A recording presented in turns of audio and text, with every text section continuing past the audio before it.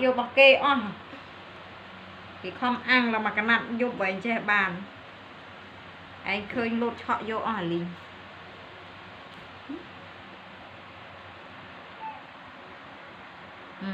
đó vẽ bỏ bề đi rồi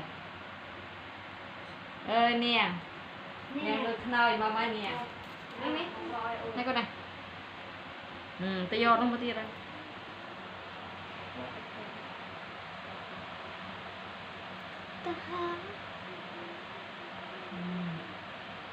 để cho xì bàn ta hay lên nó tên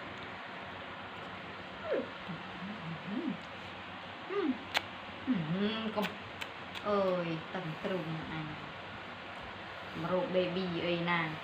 chơi rồi rồi sao rồi sao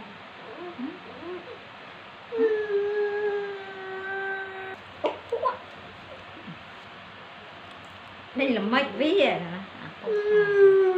ô này nè đọc cô nó màu khơi ôn men đọc cô nè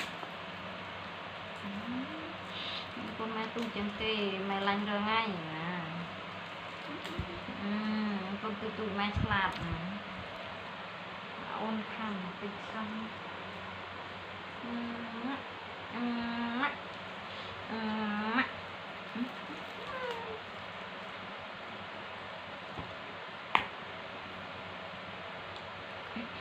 này này